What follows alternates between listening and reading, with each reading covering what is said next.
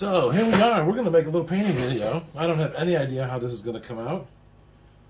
But while I change my glasses here, we're going to do a little color test on the ACW Union Soldiers.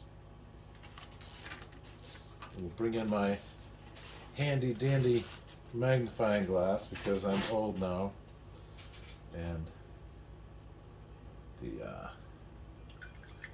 the vision isn't what it used to be. So what we have here are award blue and opaque blue, two colors that we're going to try and see how they work on this black priming.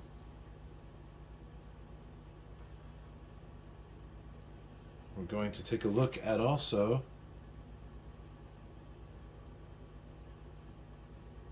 sample colors here in the old studio journal, a new thing that I'm starting to keep track of my work, my craft work, my creativity, and hopefully be able to improve faster by learning better from my mistakes.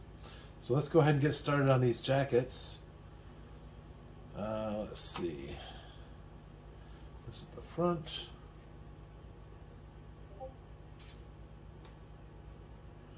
I'm doing these on the sprue because I think it'll be a lot easier for just in general painting and holding these.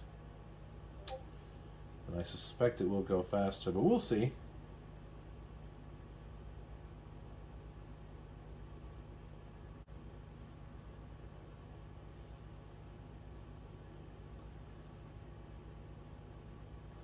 I did print off some reference pictures from the internet of some work that other modelers have done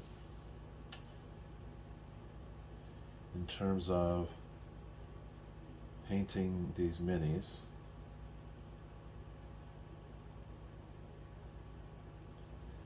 And so we'll take a peek at how these compare. But for right now, we're just going to go ahead and work on this first row here, this first stand, and see how they look when they're dry.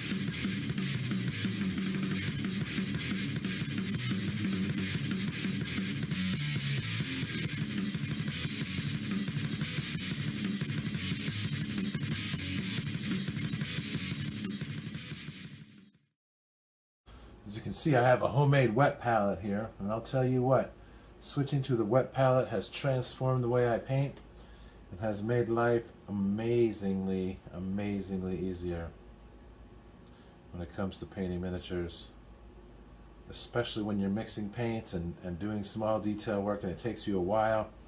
Boy, oh boy, you don't have to worry about that paint drying out. It's just super.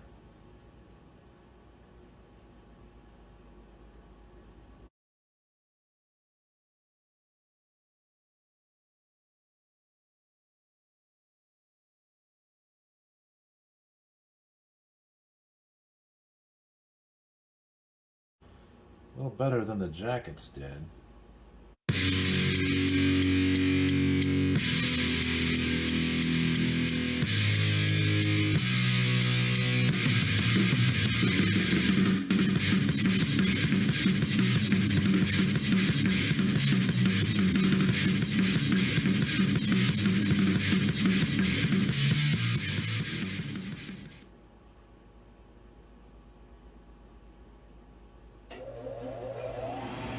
pretty dry down here. And you can tell with that heater going, we're getting lots of air sucked through as it exhausts the gas fumes so that we don't get overcome. Yes, I do have a CO2 or CO, carbon monoxide warning, CO1 warning.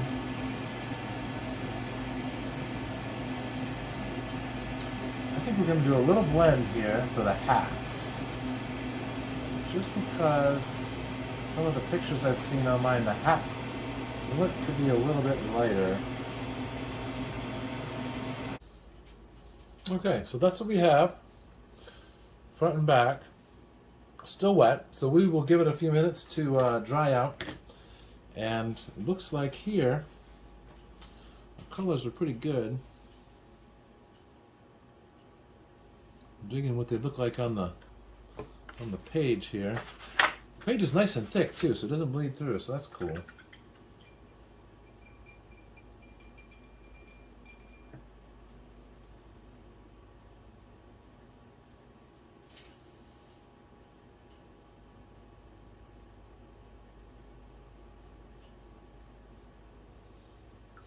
A little bit of a watercolor effect there. And I think that while I'm at it, I am going to take just a little bit lighter shade.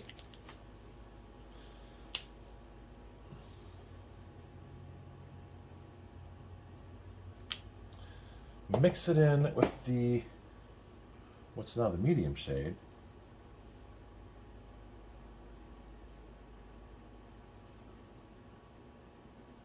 Top off those hats just to give them a little depth, a little highlight.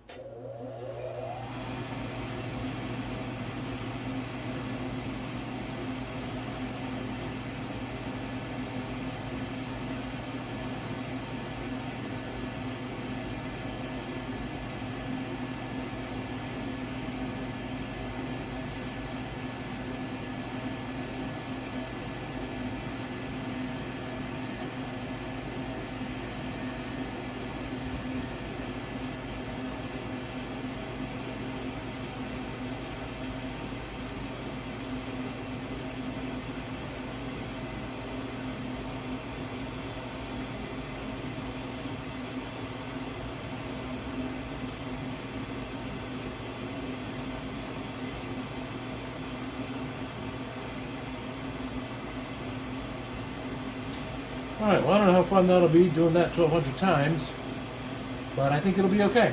So we're going to go ahead and let this dry. I will come back to it in a few minutes, take some stills, and then we'll go ahead and make ourselves a video. So stay tuned and let's see what happens.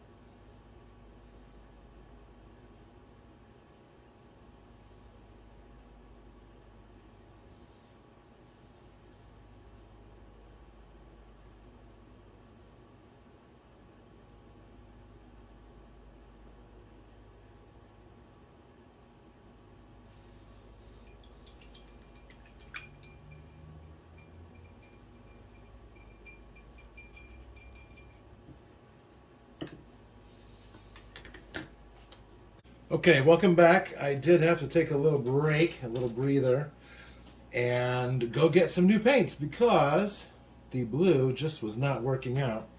I'm not sure if you can see this, but I will put a still in here.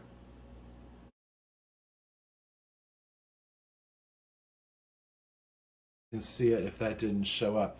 As you can see here from the different colors available, I went and got a midnight blue, which is a similar color to the opaque blue that I was using, but it's a little bit lighter and it shows up a little better. And then this is a steel blue, which is kind of a gray blue that I believe you'll be able to see showing up as a bit of a contrast or a highlight, if you will. So I think that's going to work a little bit better. So I'm going to use that blue, the midnight blue, highlighted with the steel blue, and I believe that will give us the blues that we need for the Union soldiers. Next up, I will do the various colors for belts and straps and their faces, and I'll just show that later with still photos. So thank you for watching. Have a great day. Be safe.